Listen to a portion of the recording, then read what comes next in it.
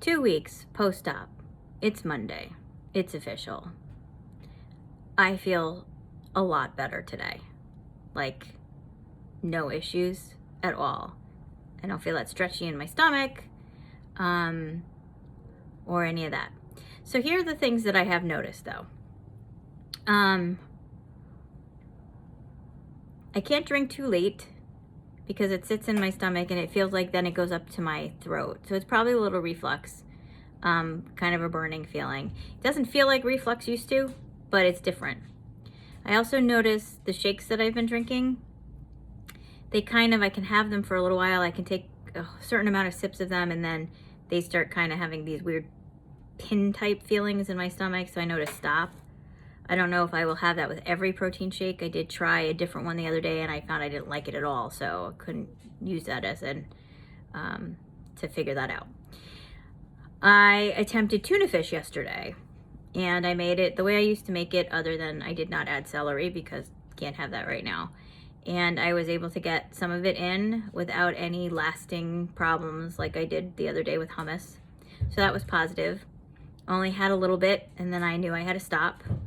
So I decided that first thing this morning, I would try tuna fish again and see if I could eat a little bit more when I was on an empty stomach completely. And I did. I took a serving of it, a small serving, not a full serving, and I ate that amount, and then I went back and got myself a little bit more, and I may have had 1 or 2 little forks of that. And I don't take forkfuls. I mean, they're like little tiny pieces at the end of the fork. And then I'm like, nope, too much. So the dogs got that as well. They're benefiting a lot from this. So, but I had that and then I started drinking and I discovered tea, decaf tea, works better for me than water right now. So because that does count towards fluid, I had some tea this morning and now I'm also drinking my water. And I did start my protein shake as well because they want me to be spacing my meals between 5 and 6 hours. So based on what time I ate this morning and the time I can eat again, I decided to do it that way. I think I might be feeling a little bit of hunger like when I wake up, but I'm not entirely sure, which is odd to feel that way. I'm wearing a sweatshirt right now that prior to surgery did not fit me at all. I couldn't zip it up and now the arms are loose and I can zip it up, so that's good. And yesterday I was also wearing a sweatshirt that was super, super snug on me before the surgery, which I was very comfortable in yesterday. So I am seeing visible signs of the weight loss to help remind me this whole process is working and it's doing what it's supposed to do. I am taking vitamins and biotin every day. I don't know, you can see my hair is really a problem.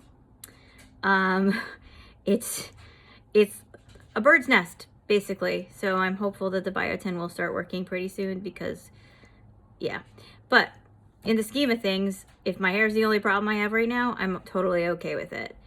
I've had some frustration about what I actually can ingest at this point in time because it's not a lot and it's really about being aware, keenly aware of what you can manage. And so the tuna fish thing was definitely different for me. And to start out the day with tuna fish was new, but that's all right because it doesn't matter what it is, what category it may fall into at this point in time. It's 3 times a day. I got to eat something that's on my soft list. I do get to add tomorrow to the food list, and I get to add some like ground meats and stuff. Ground turkey is probably what I'm going to start with because we have a lot of that in the house. And I think ground pork was on there.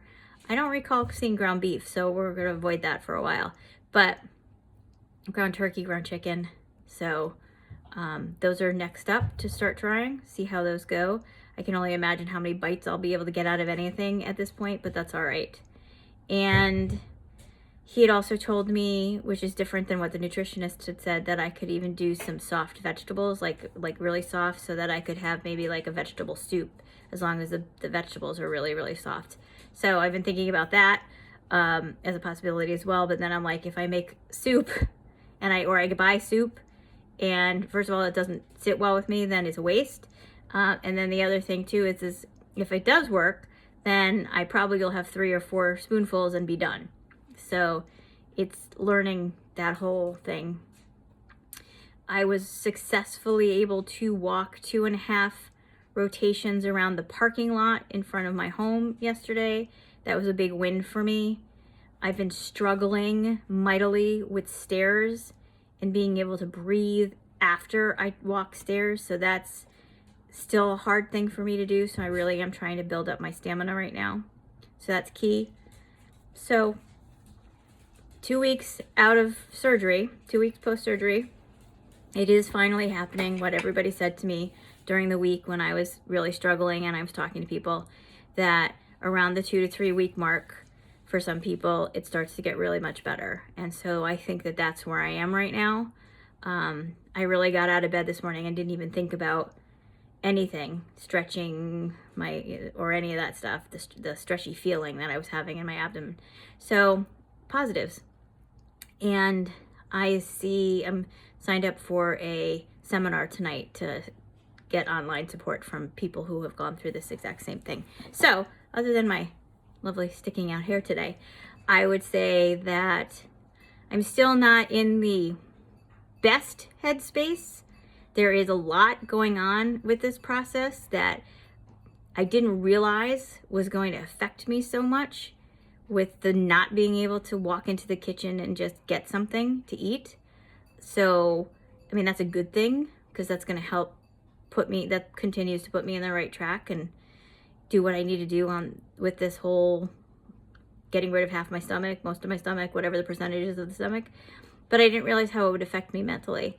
So there's still a lot of work to be done here, and will continue to be done. And I will continue to share this story because, again, not everybody's journey is the same. We are all a little bit different in the way we go through it. We're different in the way we come out of it, and we're different in the way we work through it. So if I share this with the world, which I probably will at some point, then hopefully somebody will get something out of this, knowing that you're not alone if it's taken you at least 2 weeks to feel almost human again. So there you have it, 2 weeks post-surgery.